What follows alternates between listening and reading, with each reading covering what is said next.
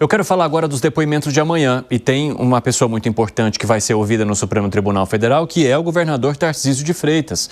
Vamos então com a Janaína Camelo.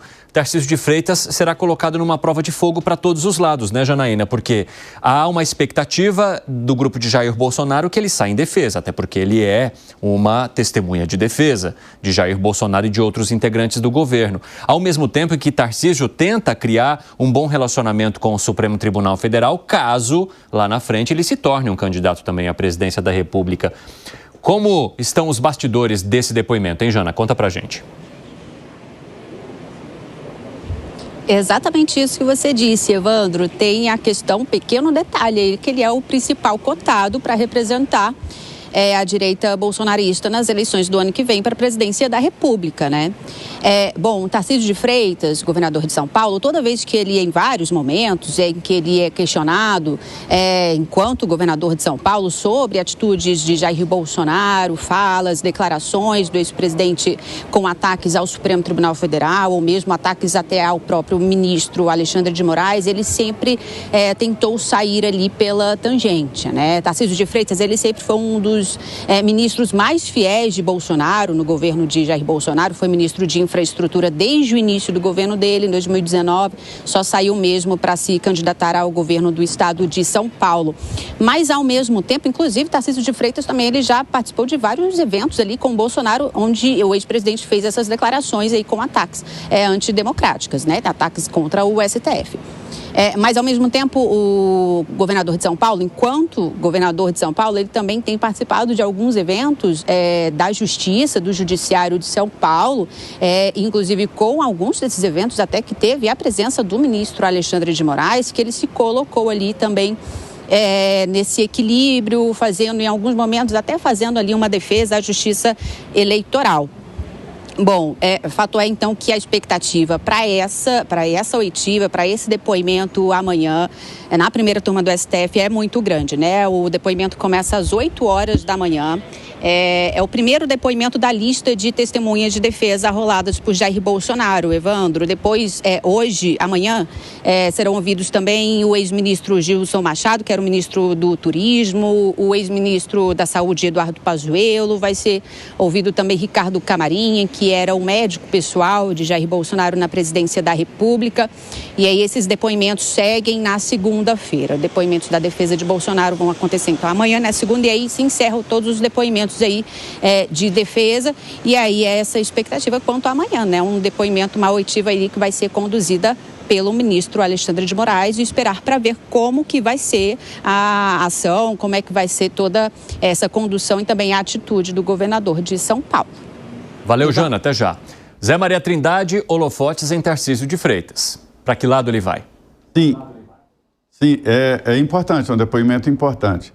Esses últimos depoimentos aí, os depoimentos de defesa do ex-presidente Jair Bolsonaro, é um momento ali meio definitivo, né, para saber exatamente detalhes do que vai acontecer e sobre o processo. É desses depoimentos de defesa que os juízes, né, os ministros da primeira turma do Supremo, vão entender aí o porquê de cada um gesto durante o governo do ex-presidente Jair Bolsonaro, e isso é muito importante. Eu acho que o processo está indo rápido demais, não está dando tempo da gente entender o que está acontecendo, mas em linhas gerais é isso. E mais, que as testemunhas de defesa, é a fase agora, estão sendo muito mais pressionados e tratados assim de uma forma diferenciada do que foram as testemunhas de acusação, muito mais estridentes e com mais liberdade para falar. Agora, tudo isso aí tem um aspecto político, isso será discutido, debatido em 2026, eu não tenho a menor dúvida disso. O caso específico do governador Tarcísio é para ele esclarecer realmente o que ele sabia sobre esse movimento, ou sobre essa possibilidade de tentativa de Jair Bolsonaro continuar na presidência, mesmo tendo perdido as eleições, e ele precisa, e no depoimento dele ele será cobrado sobre isso, sobre a opinião dele. Então, o que ele disser nesse depoimento, né, isso aí vai contribuir para o debate político, com certeza. E muita gente está esperando exatamente esse posicionamento dele, que até agora não foi categórico sobre este movimento que ele deve conhecer por dentro. Fala, Krigner. Acredito que a gente tem aí um desafio grande, Evandro, que é justamente o quão proveitoso essas escutas de fato têm sido.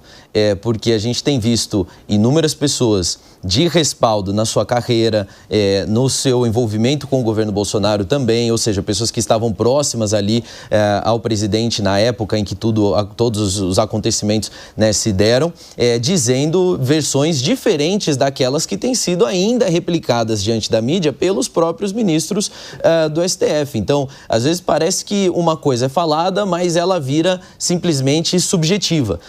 E quando é um depoimento de acordo com aquilo que já se deu ali naquela denúncia, né, da PGR, vamos ressuscitar aquele documento que teve 20 páginas numa sessão ali escrita uma introdução necessária, que fazia esse fio imaginário aí conduzindo todos os eventos, quando está de acordo com aquilo, então parece que tem concretude. Quando não está de acordo com aquilo, então parece que é só uma questão subjetiva de interpretação, como foi dito por alguns ministros. Então a minha pergunta é, será que esse depoimento agora do governador Tarcísio vai ser uma coisa que vai causar um impacto momentâneo, mas vai virar ar depois de um tempo, ou de fato as palavras que ele colocarem ali vão ser consideradas pelos ministros no andamento do processo? Quero te ouvir, Cássio.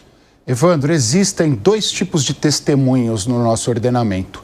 A testemunha de antecedentes, que é aquela testemunha que não fala nada sobre o crime, mas vai lá contar sobre a vida daquele que está sendo investigado, e a testemunha de fato, que é aquela que vai falar efetivamente sobre o crime ou sobre os fatos que circundam o crime. O governador Tarcísio de Freitas, ele vai numa posição que ainda não é muito determinada. Então, pode ser que essa expectativa que todos nós que olhamos de fora seja frustrada, que ele só seja perguntado sobre a vida pregressa do ex-presidente, ou que ele seja perguntado sobre os fatos efetivamente. Então a gente precisa entender isso em primeiro lugar. Em segundo lugar, Tarcísio de Freitas hoje vive uma situação meio tucana. E por que ele vive uma situação meio tucana? Ele está meio em cima do muro, ele sabe que a Faria Lima, o mercado, o Centrão olham para ele como candidato ideal, mas ele sabe que precisa da bênção do ex-presidente Jair Bolsonaro por uma questão de gratidão e também para abarcar a direita mais radical. Então, resta saber o que vai ser perguntado e, a partir do que for perguntado, se ele vai conseguir sabonetar nessas respostas ou se ele precisará tomar efetivamente um posicionamento. O que você acha que vai acontecer, Piperno? Tem 1 minuto para você. Eu acho que ele vai se posicionar muito a favor das versões aí que são propagadas pelo presidente Bolsonaro e pelo seu entorno, até porque, vamos lá, né? O governador Tarcísio, no momento mais crítico que essas denúncias abarcam aí, ele não era mais integrante do governo e fazia campanha para o governo de São Paulo. Depois já era um governador eleito, né? Então ele não era mais alguém da cozinha palaciana ali, né? Não era mais alguém do dia a dia presidencial. Então eu acho que nesse sentido ele tem pouco a contribuir. Eu tenho a impressão que ele vai referendar muito do que foi dito até aqui pelo presidente Bolsonaro. Agora, esses depoimentos, eles têm realmente nos trazido algumas revelações de causarem perplexidade. Ontem, por exemplo, um dos depoentes, mais uma vez, citou o fato de que, olha, o presidente me ofereceu aqui, me perguntou se havia alguma alternativa na lei para não reconhecer o resultado das urnas. Onde já se viu isso? Quer dizer, como é que alguém imagina que exista um caminho para se ignorar o que as urnas determinaram, né? Qual é o nome que se dá para isso?